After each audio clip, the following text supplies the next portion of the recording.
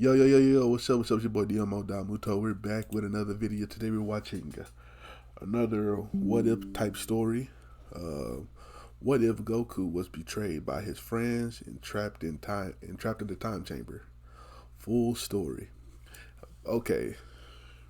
From the time of this is a 4 hour long video. But we can watch it in parts, of course. You know what I'm saying? We're gonna watch it in parts. So part one today, part one, part two, I might read today, then another day, part three. Y'all know this. Y'all know how to do this. All right, come on. So let's get. Oh, this was requested by Uncle Jokes 12, and we're watching SmugStick channel. So, what if story from SmugStick? So let's get into it. Is in the description. Not long after Goku defeated King Piccolo, he found himself at Kami's lookout, being sent up there by Master Korin. There, he met Mr. Popo, who trained him and got attached to him in preparation to Kami's own training. However, unlike the original story, this Kami is more paranoid. As he sees Goku's immense power, and he continues to get stronger and stronger, he sees that there's some darkness within Goku. All of this the right one. He doesn't like the idea of someone out there being even stronger than Piccolo. He sees a lot of himself in Goku, including the fact that he could have an evil half. After seeing Goku's exponential growth and seemingly limitless abilities, he believes it may be wise to seal him away. He doesn't know what this alien is capable of. According to Kami, Goku may be another Piccolo waiting to happen. Kami consults Popo and explains how this is the safer option for Earth. Popo finds this to be cruel, so Kami alters the original plan and orders Popo to get a lot of capsules full of food. So at the very least, Goku can eat while he's sealed away. He can live a reasonable life, but he will have to live it in solitude. Under the guise of more training, Kami locks away Goku in the hyperbolic time chamber, hoping that time will either kill him or trap him there forever. Goku waits patiently, but even in these early stages, he starts to become really afraid, scared, paranoid. He had never seen so much endlessness. He could train at his heart's content, push himself to the limit, but it was difficult. The gravity was different, and there was no one to interact with. And as days went by, Goku began to wonder what exactly the purpose of this room was. Not long after, Piccolo Jr. begins to attack Earth. With the Z-Fighters being unable to do anything against him, Piccolo had no idea where Goku had disappeared to. He had been keeping tabs on him ever since his father's defeat, and now that he was gone, it was time for him to attack. Back in the hyperbolic time chamber, Goku trains for 2 years, and eventually, he gets tired of it. He tries the door, and it is then that he realizes that he's been trapped. Frustrated, he punches the door, falling back through the other side. He is trapped in there. But Goku has hope, and he believes that this is a test by Kami. So rather than panic, he sits calmly and waits. Another year passes, and Goku finally comes to terms with the fact that Kami turned his back on him. There is no escape, and all he has is training. Feelings of betrayal and anger consumed him. He cannot understand how Kami could do this to him. All he's ever done was good. These negative feelings themselves in a violent burst of aura and energy. Goku transforming into a Super Saiyan. This unbelievable power only cemented Goku's goal in life, training to find a way to escape. I like the intro too, but I'll be skipping that shit. That was fire though. As his training continues, Goku begins to talk to an imaginary friend as a form of comforting himself in this empty, isolating world, calling his imaginary friend Gohan. Goku continues to grow and gets older and older, losing parts of his humanity and sanity as the years go by. And as he never got to interact with others, in a way, Goku is still a young kid in his mind. A little over a month passes in the outside world, and Popo decides to go against Kami's initial wishes and seeks out Goku's help. He bangs on the door relentlessly, but Kami had locked it, and he didn't know how to unlock it. Kami had been taken by Piccolo, and Popo didn't know what else to do. But from the inside, Goku begins to hear the banging, rushing over to the door. Being able to hear the other side must mean that escape is still possible. He slowly powers up into a Super Saiyan form, firing a Kamehameha directly at the door. He begins to scream in frustration as it seemingly does nothing. the bangs increase in intensity, which pushes him further to a level he's never known before. When Popo finally mentioned Kami, that's when he exploded. He screamed out of anger with a giant explosion happening. Yes, The sir. door to the outside world opened up, and for the first time in 30 years, Goku sees the sunlight. The door and the majority of the room shatter behind him as he steps outside. Popo is thrown back by the initial explosion, and after recovering, he lays his eyes on Goku. His long golden hair and eyes filled with nothing but anger, being a stark contrast to the Goku he once knew. His eyes fill with tears as he sees how mentally and emotionally damaged he is now. Pushing that aside and focusing on the issue at hand, he starts pleading with Goku to help them. He explains that Piccolo has taken over Earth and taken Kami hostage. Goku is this world's last hope. Goku smirks, shooting a thumbs up to Popo, but Popo realizes that there's something wrong. What have they done? We switch perspectives to Piccolo, who clenches his throne armrest incredibly hard. That power was unreal. How could he ever hope to win? Was that really Goku? He needed to do something. He was shaking the second he felt that energy. Piccolo tells his forces, Cyborg Tao and Shen, who had both joined him, telling them to prepare for an attack. Piccolo heads to the back, where he crosses in front of the cells containing Krillin, Tenshinhan, Yamcha, and Chaozu. He finally reaches a cell with a little bottle on it, thinking to himself that perhaps it was time to use him. Piccolo takes the bottle and swallows it. Goku arrives at the Tenkaichi Budokan, where he had felt Piccolo's ki. There, Piccolo had taken it as a base of operations. He arrives at the front steps of the destroyed arena, where Tao and Shen stand tall. They ask who the hell he is. He clearly looks like the Goku they knew, but he's far too old. They then question if he's his dad or something. They begin to mock Goku, who silently I forgot about it. Yeah, he only been there for a few days for them with them. Away with minimal effort. Inside, Piccolo realizes just how easy his minions were defeated. He starts to sweat. Goku arrives through the front doors, and Piccolo exclaims, "Welcome, Son Goku. It's finally time to avenge my father." Goku smirks in response, and he says, "I'm not here for you, I'm here for Kami." Goku begins to toy with Piccolo as they fight, allowing him to believe that he has the advantage. Piccolo isn't naive, however, knowing that the Saiyan is holding back against him. Insulted, he tells Goku to go all out. As he says this, just for a split second, Goku transforms into a Super Saiyan in order to dodge one of Piccolo's moves. Right. When Piccolo turns back around, Goku has already made it inside the building. Piccolo shakes in anger, realizing that for a split second, Goku's power multiplied itself by 50 times. He thinks that Goku may actually be a threat to his reign. He decides to free all the Z fighters as a means to try and make Goku vulnerable. They stumble out, weakened and wary. They notice Goku and begin to feel hopeful, running towards him and amongously being happy about seeing him again. Krillin runs towards his best friend, attempting to embrace him, but Tien notices how different Goku's dark energy had become. He's no longer the Goku we once knew and loved. Krillin realizes this as soon as he touches Goku, a shock of electricity sparking and shocking his hand. Krillin moves away, realizing just how much different this Goku was. His heart sinks. They realize that their only hope is now lost. Krillin speaks in a sorrowful tone. Goku, what's wrong? We need your help. His eyes begin to fill with tears as he stares at his former best friend. Goku turns to face the shorter man, a twisted smile on his face, with electricity crackling around his body. He says, "It's good to see you again, Krillin, but I'm not here to save you." Goku finally reached the place where he last felt Kami's ki, but clearly he wasn't there. It was an empty cell. Goku then turned to face the others. Piccolo stood in the middle, yelling at everyone that this guy is much more dangerous than he could ever be. If they want to survive, they all have to team up. Krillin insists that he won't fight Goku, that he's his best friend. Yamcha gulps, getting on the defensive. He tells Goku that Bulma never lost hope for him, that she knew he would return. Was he going to break her heart? Tien curses, but Goku simply ignores them, asking Piccolo where Kami is, telling him that he's going to pay. Krillin wonders just exactly what happened to Goku to cause this change. Whoever did this to him was an awful person. But Tien realizes that they don't have any time for this, with Goku making it clear that he has no problem attacking anyone who stands in his way. Well, Tien get out his way rushes in, then. no more You just words. want to fight Piccolo and Chaozu Kami. fall behind. The clash instantly destroys the tournament building.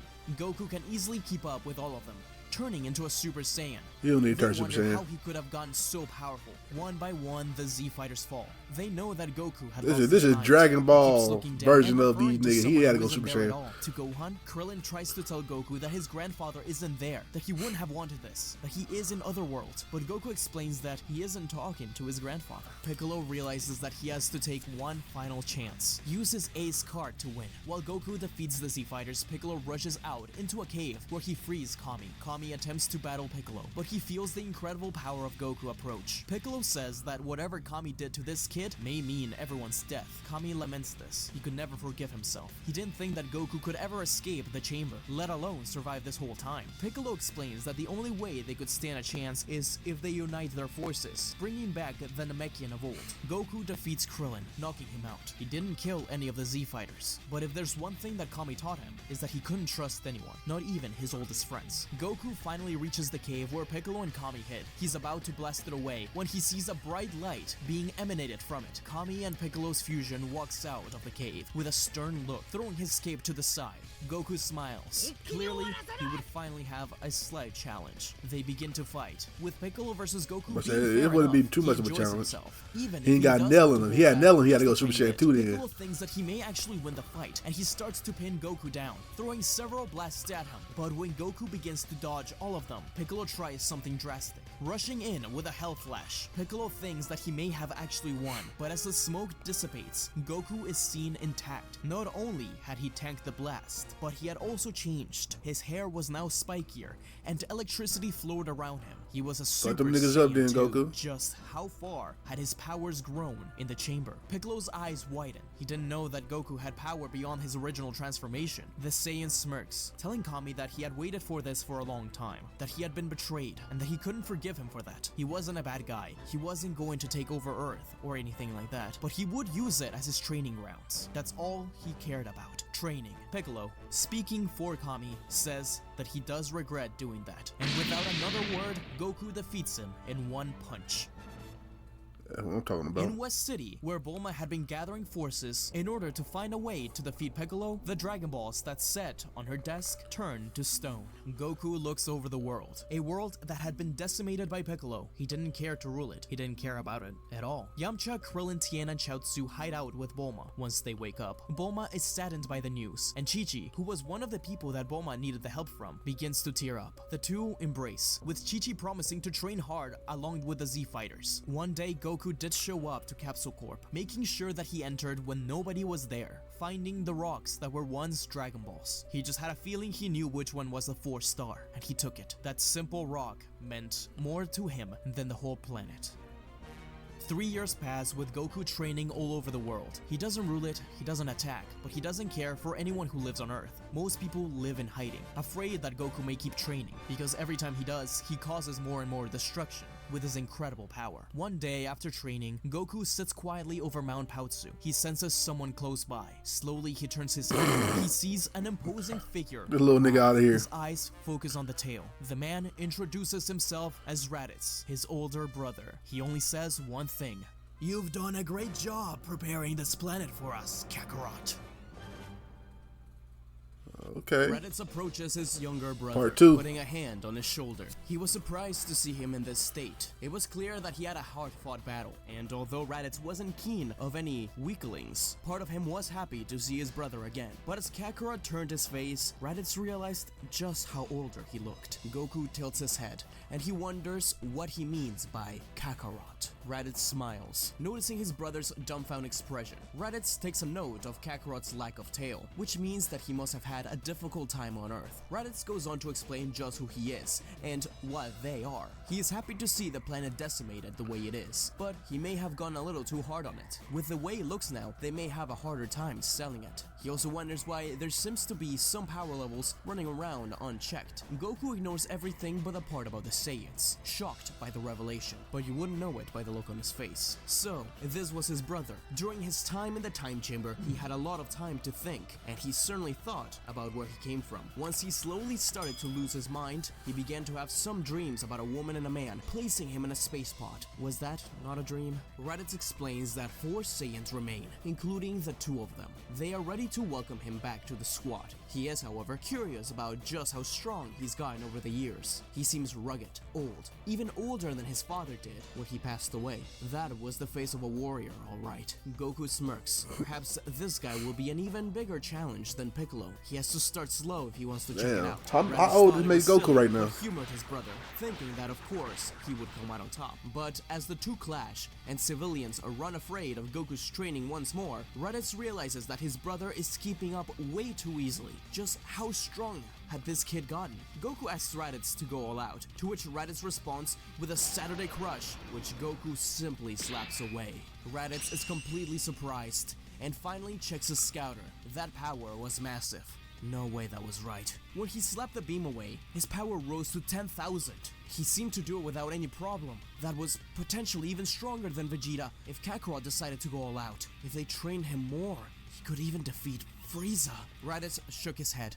That was just a dumb idea. He shouldn't even be thinking about it. Raditz was a little afraid but kept his cool. He promised Kakarot that a better fight would be in store once they arrived to the Frieza ship. There, they will meet Vegeta and Nappa. Goku hopes that they really will be stronger because he hasn't had a good match since Piccolo, and that was some years ago. Raditz calls on his own pod and Kakarot's to meet them at their location. Inviting Kakarot in, Goku tells him to wait as he runs into an old shed nearby. Grabbing a round rock, Goku held it tight, talking to it and acting as if he was placing it on top of someone's hat, and then said with it. Raditz asks who he's talking to, and Goku says that he's talking to Gohan, of course, the kid with the Dragon Ball on his head. Raditz is confused, and Goku explains that the Dragon Balls once granted any wish. They were made by him, the guy who locked him away long ago, the guy that betrayed him. Goku's expression went dark, and Raditz didn't question it. He was a real weirdo. Goku and Raditz take off to planet Frieza. It's a good story, where they though. eat together.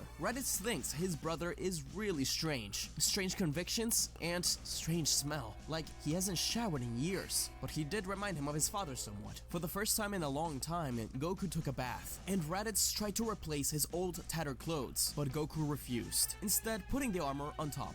The room went completely quiet as soon as Vegeta and Nappa stepped in. The two had just returned from a mission to take down a bug planet. Their imposing nature made everyone shake. Raditz stood up, welcoming them. Kakarot stayed seated. Vegeta scoffed, asking if this was his weakling brother. Raditz motions to Kakarot to stand up in respect, but Goku doesn't move. Nappa steps over the table, shoving Goku's face on his food. He taunts the low-class Saiyan, but Goku quickly turns his head up, making Nappa bite his tongue. Nappa is pissed, and yells at Goku to step outside and fight him. Goku smirks at the challenge. Raditz tries to stop them, but Vegeta shuts him down. Outside, the Frieza Force watches as Goku fights on the defensive. He comments on how disappointed he is that he is nowhere near as strong as Piccolo. Nappa tried to attack once more, but Goku knees him in the gut, knocking him out. Vegeta is surprised and gets some ideas. It was impossible for someone like him to be so strong, but he could use him. The Frieza Force cheers, telling Goku to kill Nappa, but Goku has no ill will against him. He simply puts the key ball down and goes back inside to eat. That night, the 3 evil Saiyans have a meeting where they discuss Kakarot. They agree that that nigga too strong for us. does not trust them, so they will need to win his trust if they want to use him against Frieza. But once Frieza is done, will he become the ruler of the universe? No. That has to be Vegeta. Raditz mentions to him that Kakarot was talking about a set of wish-granting orbs from Earth, but he's pretty sure Kakarot was a lunatic. Vegeta agrees, but tells Raditz to push for more information out of Kakarot, just in case. They will go on a few missions together before they try anything against Frieza. Make sure they know whose side Kakarot is on.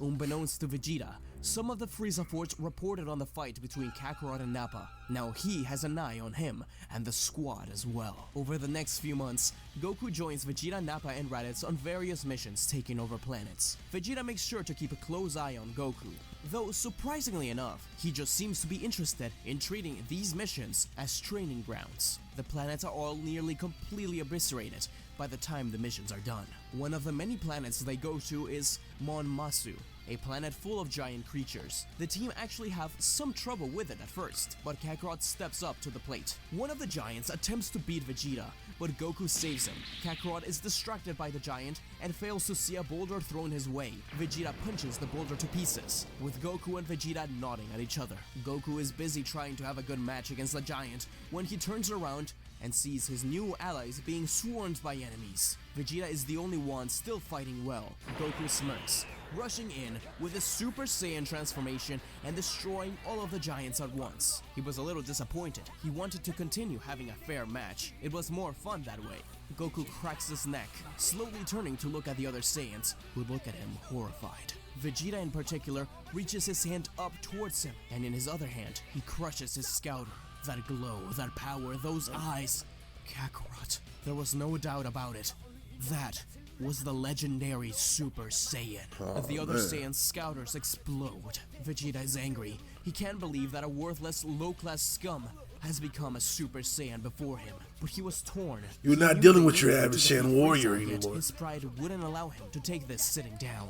Vegeta throws all sense out of the way, challenging Kakarot to a fight. Goku smiles, asking if Vegeta can go blonde too. Vegeta screams in anger, rushing in and slamming his fist against Goku's face, but the man barely moved. The two fight, but it's obvious to Vegeta that he cannot win. Not in a million years. But Goku still has a fun time.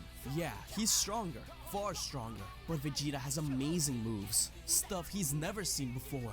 Beyond Raditz, maybe beyond even Piccolo. Even so, he wished he could find someone stronger than Piccolo. That's all he wanted. As Vegeta continues to fight, Raditz and Nappa yell at him to calm down, that they have bigger fish to fry. Vegeta has veins popping from his forehead, turning and pointing at Kakarot, saying, He is literally the biggest fish. Vegeta is having none of it. In Kakarot's aura, he sees the Saiyan race, his father, but above all, Frieza. He was supposed to be the one to defeat him and become a Super Saiyan, not some low-class trash. He had to win. In that, Vegeta made a desperate move and launched an artificial moon to the sky. Hey Vegeta, you trying to die that? Damn. Trying to avoid looking at it, but soon losing control as the Ozaru was awoken. Now Goku stood in front of 3 great apes. He smirked. So, that's what the nightmares about the monkey were about. That must mean that he was the one to kill his grandfather. Vegeta was the only one of the 3 to still be in control of himself, and he laughed loudly. He told Kakarot that even as a Super Saiyan, there is no way that a low-class Saiyan is stronger than 3 Ozaru, let alone Frieza. Goku was excited. Maybe this would finally be the real match. Goku got in his battle stance as Nappa, Vegeta, and Raditz jumped into the scene. Goku had to admit, even though he had the ability to go beyond and defeat the Ozaru, they were actually giving him a hard time. He was not used to fighting giant creatures, especially not 3 at once. Goku flew up to the sky as he was followed by 3 separate mouth beams from the 3 Ozaru.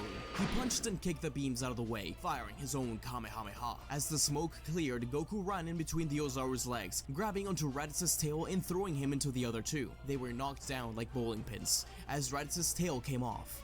So that was the trick.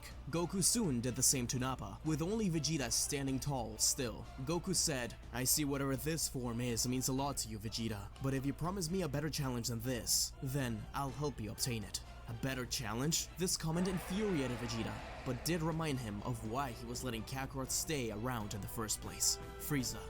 They needed him to defeat Frieza. In one final attempt to challenge Kakarot, Vegeta jumped and punched down, but Goku ran up his arm, jumping down from his shoulder and slicing through his tail. Goku had defeated all 3 Ozaru. Easy. Vegeta Easy wasn't work. done.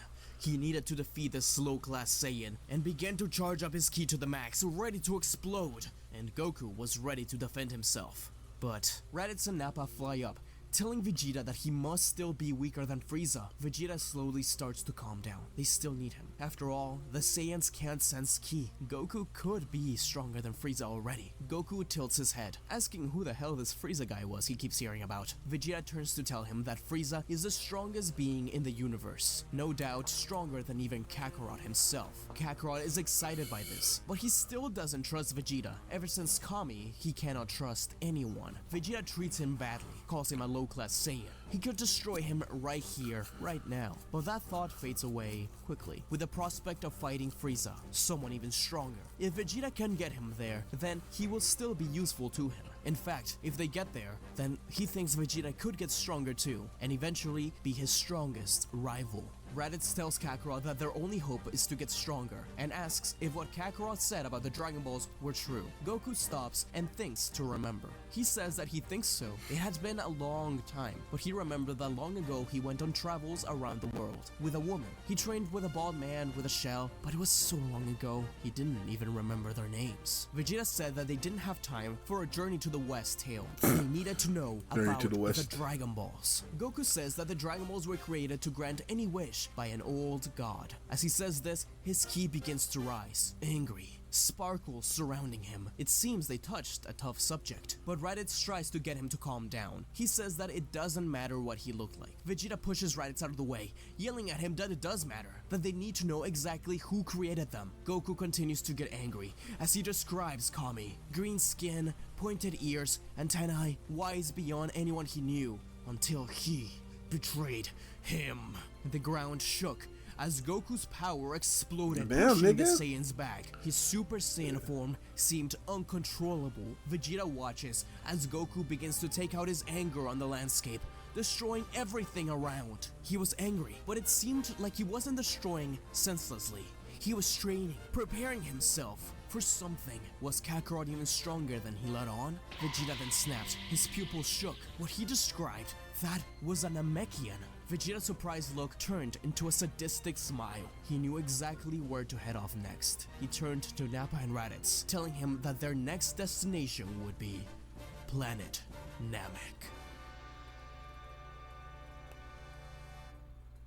Nappa, Vegeta, Raditz, and Goku land on their space pods at Planet Namek. That's an ugly fit by Goku. Come on, bro. Lives their quiet Alright, we watch one more, because I'm really into it. That was all about to change. Kakarot hated traveling on those pods. He always felt claustrophobic. Reminded him of the chamber. Endless space, yet so constricted. Vegeta had asked why Kakarot looked so much older than them, even though he was only 3 years younger. Raditz wasn't sure. He thought maybe that Piccolo guy had something to do with it. He keeps talking about him. But that couldn't be it. There had to be a reason why he was so distrusting of everyone. He wouldn't even let doctors place him in a healing tank. Goku looked around, sensing ki. There was so much energy. The plants, the people, they were clearly strong in it. He noticed that Nappa and the others were wandering aimlessly. Their scouters were destroyed when he turned blonde last time, and they said they couldn't risk getting new ones. He realized that the other Saiyans couldn't sense ki. Goku focused and headed towards the largest congregation of ki he could find, a small Namekian village. Vegeta and the others didn't know how Kakarot found it so quickly, but once they arrived, Vegeta stood tall in front of the Namekians. The old man, Murray, walked out of his home to greet them. At the sight of the Namekians, Goku's heart began to beat fast. The thought of Kami, the time chamber, and being betrayed just surged through his mind. Vegeta threatened Murray and the rest of the village, but they just wouldn't comply with their demands. Vegeta was going to enjoy torturing them. He points his hand directly at a child, Dende. Raditz notices Goku getting angry, and he jumped in front of his brother, telling him that it was okay. These were not the Namekians that he fought before. They weren't that Piccolo guy. But Goku was impatient. He slowly walked towards Murray, telling him that they just needed the Dragon Balls in order to defeat Frieza, an evil tyrant. He then shot Vegeta an eye. Reluctantly, Vegeta put his blast down. Murray took a step back. Did they really need the Dragon Balls? With this Kakarot guy around, it was doubtful. He was strong enough to clear out all the Namekian warriors. Terrified, Murray gives Goku the Dragon Ball. Vegeta and the others let them live for now, as Goku said that they got what they wanted. They didn't need to spill any blood. But Murray remains terrified of the prospect of these Saiyan monsters. He would need an audience with the Grand Elder ASAP. It may be time to summon Nail and have him use the forbidden technique. He looks down at Dende, telling him to go to the Grand Elders. The Saiyan squad divides up, Vegeta with Goku and Nappa with Raditz, slowly finding various Nappa and Raditz about Vegeta to tried cook. to remain calm around Kakarot. It was clear that being there bothered him, but Goku realized something. Various Namekian power levels were disappearing, while a single one was growing in strength. When he was going to point this out to Vegeta, he heard something from behind. A large Frieza Force ship landing near their original location. Vegeta then spun his head, sensing someone's ki. What? He sensed ki? Kakarot must have started to rub off on him. Vegeta fired a blast, and a small scream was heard. The blast just barely missed Dende's feet. The small Namekian panted. Vegeta didn't have time for this. Grabbing the child and putting him in a chokehold, he asked where the next Dragon Ball was. But Goku wasn't putting up with this, yelling at Vegeta to put him down. Vegeta asked who the hell he was to order him around, but before he knew it, Kakarot was already flying off with Dende. How the hell? Dende explained that he was heading off from Guru's place after having warned him about the Saiyans. There was something different about Goku. He has stopped Vegeta from killing his village, and he didn't seem interested in power. Inside his mind, Dende heard the voice of the Grand Elder, reminding him to bring Goku to him. Right, that's why he was following them. Goku looked at Dende with a sad smile. The child reminded him of, well, Goku took out the stone Dragon Ball from his pocket, looking at it for just a second. Eventually, they reached Guru's home. Goku entered the house where Guru welcomed him. He explained that he knew what he was there for, and that he could take the Dragon Ball under one condition, to let Guru read his mind. Guru has sensed Goku since he arrived on the planet, and was intrigued by him. Goku accepted, and Guru read his mind. As his memories flushed into Guru's head, the Namekian shed a tear. So, that's what made him this way. Years and years of loneliness, in the middle of emptiness. It was enough to make any man go crazy. A shock of electricity made Guru remove his hand. Guru turned to say to Goku, You poor child, to have been lost and alone for so long, by the hand of someone you trusted, no less. What keeps you going? Don't know. Fighting, I guess. It's the only thing I have. Well, Son Goku, I need to tell you that I think there are others out there that still care about you. I hope that you find it in your heart to eventually forgive Kami, and know that not all of us fear you. You're still just a boy trapped in a body with immense power. Goku stayed quiet for a second, and without anything else to say, takes the Dragon Ball and returns to Vegeta, while Dende stayed with Guru. Vegeta asks him what the hell that was. Goku explained that it didn't matter. What matters now is that they got another Dragon Ball. Vegeta cursed out loud, telling Kakarot that they have to hurry and find the last few Dragon Balls. But Kakarot ignored him, flying over to Frieza's ship. At the doorstep of the ship, he stands with a smirk, walking proudly. He was finally going to have a true challenge. Frieza cooked. At least he hoped so. After all, he sent someone in there with a power level of at least 530,000. Hopefully he could get stronger than that. Zarbon and Dodoria stepped out of the ship, leading the army of soldiers. These They niggas, asked these who the niggas hell cooked. he was. Goku waved, asking for Frieza. He heard he was strong, and he wanted to fight. Zarbon and Dodoria commanded their forces to attack. To Zarbon's eyes, it looked like Goku simply took a step forward, and suddenly all of the army was dead. Zarbon knew he had to do whatever he could. Dodoria and the ugly Zarbon rushed in, only to be instantly killed. Goku hit them both in the back of the neck. Vegeta watched from nearby, in shock at this power.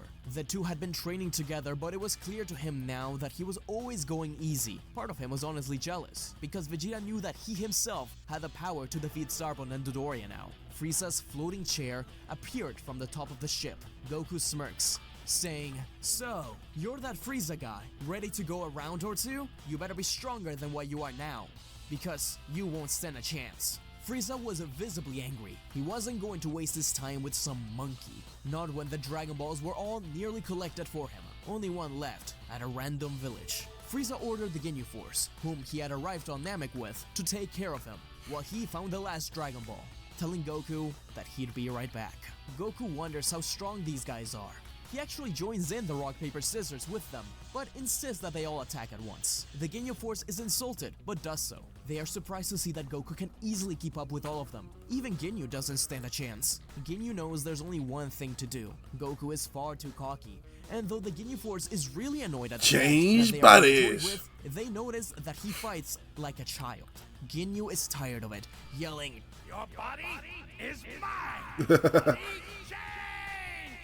Goku hears this and instantly grabs onto Jaice, only to use him as a body shield. Ginyu is angry now that he's in Jaice's body. He isn't going to give up, using body change again. This time Goku throws Goldo at the change. You know what's funny?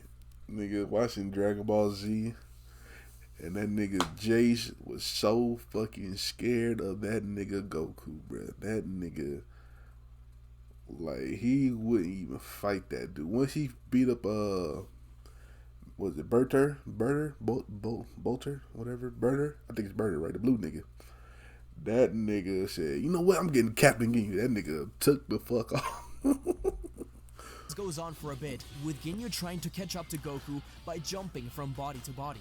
As this went on, Raditz, Nappa, Vegeta, and Frieza all arrived back. They couldn't believe that the Ginyu Force was nearly all defeated, but their arrival distracted Goku just for a second. Ginyu in Rikuma's body jumped behind Goku and finally switched bodies with him. Ginyu laughed loudly. Finally, the power of the Saiyan was his. Rushing over to stand behind Frieza, Frieza was speechless. That Saiyan must be really stupid. Goku writhes in pain from Rikuma's damaged body. There is so much going on. He can feel those powers he felt earlier disappearing into one single stronger one. Was this another one of Frieza's soldiers? Who was this? Was it a Namekian? Oh, okay. I know how you're gonna get his body back. Raditz gulped. He didn't think they could win. Ginyu smirked, realizing that there was more to this body than he thought. It was surging. So much energy, so much potential. He couldn't control it. Ginyu exploded Goku's ki and transformed into a Super Saiyan abruptly. Frieza's scouter exploded. That was the Super Saiyan. Frieza locked eyes with Vegeta. They both knew it, but Kakarot was still unaware of the significance of this form. Frieza couldn't allow anyone to have such power. Ginyu was loyal, extremely loyal. He would have his defenses down for his lord. And with that thought, Frieza blasted a death beam right through his minion. I'm sorry, Ginyu. I cannot allow that form to exist. Not as long as I am in power.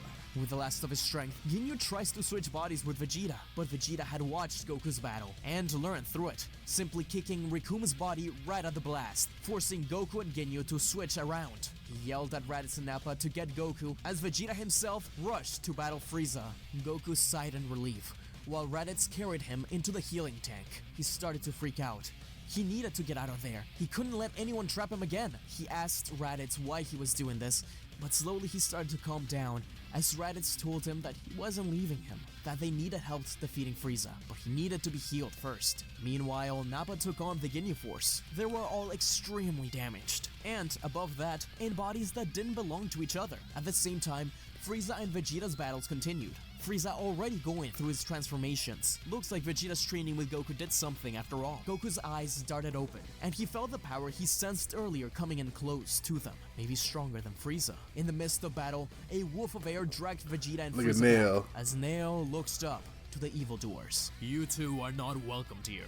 This is a peaceful planet. Leave, or I will remove you myself. You have what is perhaps the most dangerous being in the galaxy. We Namekians want nothing to do with you. I'm flattered, though I assure you I am far from the most dangerous being in the galaxy. Not with Lord Beers. I wasn't talking about you.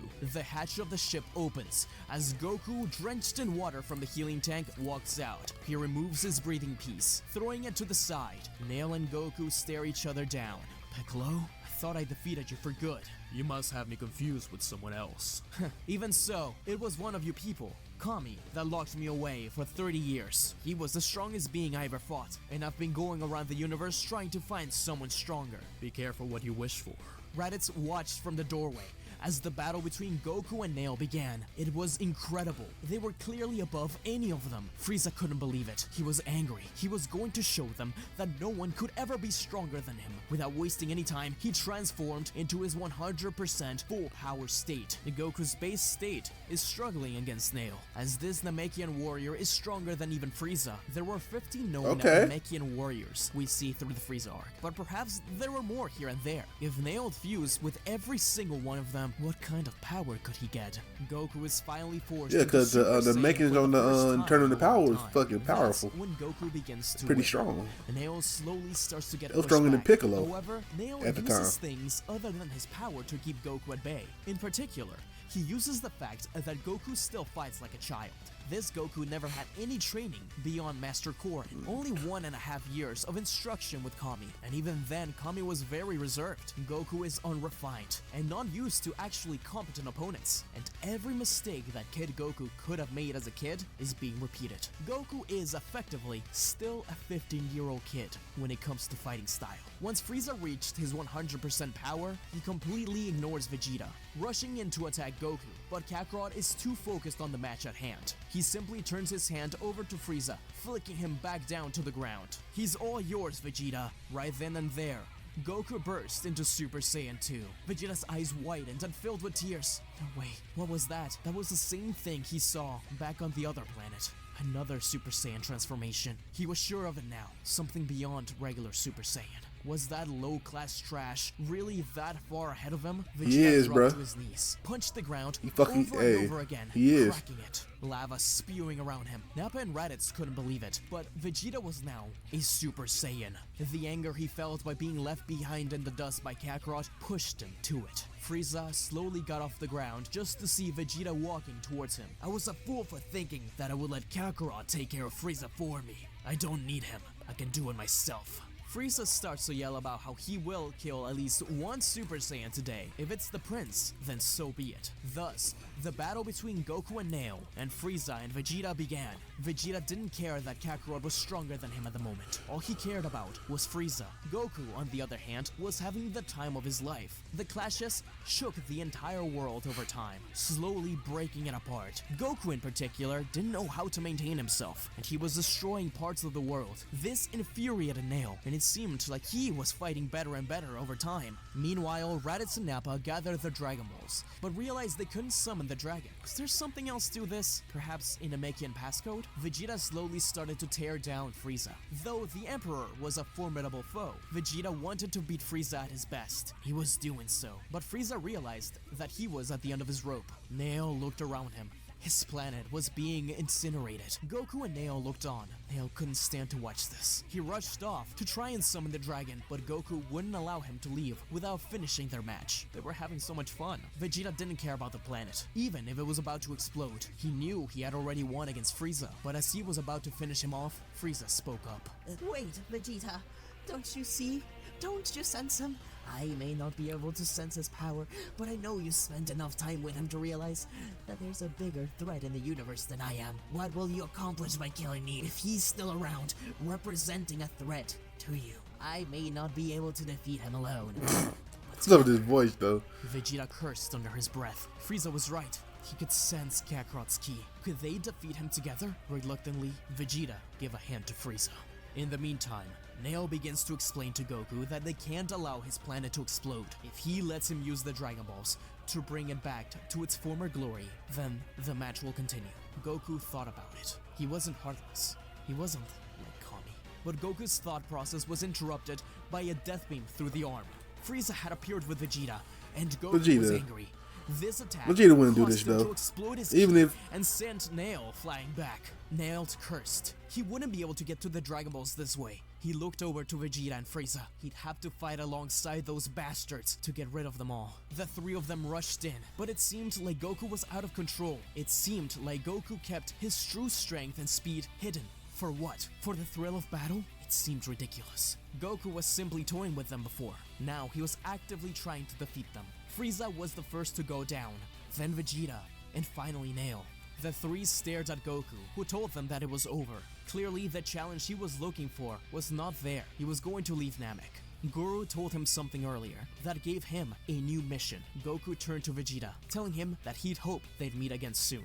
The three warriors watched as Goku flew off, each of them charging up a key orb in their hand. But Nail put his hand down. Goku represented the greatest threat to the galaxy. No! Let him go. He is but a child who's lost his path. Yes, Lord Guru. Vegeta was ready to shoot his as well. He let the blast down too. Kakarot was right. He'd hoped they'd meet again soon because he would train hard. Each day, he would defeat Kakarot next time they saw each other. Frieza was the only one left, and without any hesitation, fired the attack at Kakarot. But as soon as he did, he felt excruciating pain in his hand. As he opened his eyes, he saw Goku standing tall before him, his palm covering Frieza's hand. The blast had exploded against Goku's hand and nearly blown off Frieza's. Goku looked different, his eyes piercing as ever. Super Saiyan Long 3. hair and power beyond Hell any no. of them had felt That before. easy? Vegeta couldn't believe his eyes, but instead of being angry, this time he smiled. He had a brand new goal to reach. Frieza falls on his tail. He didn't need to use that form to defend himself from the blast. That was him just saying, I could kill you at any time. I just choose not to. Goku reached his space pod, but heard the voice of Raditz call from behind. Where are you going, Kakarot? I have stuff to take care of on Earth, friends to find. Earth? That meaningless rock? Yeah, right. Oh, you're serious? Well, I'm coming along too then. It looks like Vegeta can take care of Frieza at any point now. I'd rather find out more about you and that power you have. but Goku didn't trust his brother and denied him following him. Goku blasted off, but Aw, Raditz wouldn't come take no on. for an answer. Following in his route to Earth, he needed to find out more about his brother. Frieza was kicked off planet Namek by Vegeta and Neo, who thought him dead by the end of the encounter. Vegeta then left without another word, along with Nappa, exploring the stars in search of further power. Neo watched as his spaceship left the atmosphere, and he reported back to Guru, along with all 7 magic Dragon Balls. Cheerful for their success and ready to use the Dragon Balls, the Namekians gathered around. Guru thought about Kakarot, about Kami, about Earth. He knew that Goku was heading there. Perhaps they will need extra help. Guru saw something special in Kakarot, and he saw the way he protected Dende. Thus, he placed a hand on the small Namekian's head, telling him that Earth will need a guardian in a nearby future. 3 wishes were made. 1 to restore Namek, 1 to remove the remainders of the Frieza Force from that planet, and finally, to teleport Dende to Earth, where he would find Mr. Popo. And so, a few days passed. Back on Earth, Bulma rushed around her office for tools to use in her new project. Earth without Goku gave them time to repair and rebuild, but she did a double take to look at her workbench. Those Dragon Balls that had remained stone for years once again glowed. Bulma teared up as memories rushed back through her mind. Could they do it now? Could they wish for something to protect themselves from Goku? You missing Could they one. finally cut ties with that other group, the one they had teamed up with, in order to defend Earth? She counted the Dragon Balls and realized they were missing one. They were missing the 4-star Dragon Ball. Face it, Bulma. Our plan is the only thing that will work. If that man returns, our creations will put an end to our fears. So please, trust in the androids. Oh shit. Hold on. Oh shit. Okay. The androids. Okay. Alright, so I wasn't expecting I thought I was gonna just watch 2 parts, but it got really good, so I watched 3. You know what I'm saying? So expect the next parts to come probably every other day, or you know what I'm saying. So we'll see. And we'll see how the video do first before I start thinking about the other parts. But anyway, shout out to SmugStick and shout out to everybody checking out the video, man. If you like my reaction, make sure you like, comment, subscribe, and I'll catch y'all next time. Peace.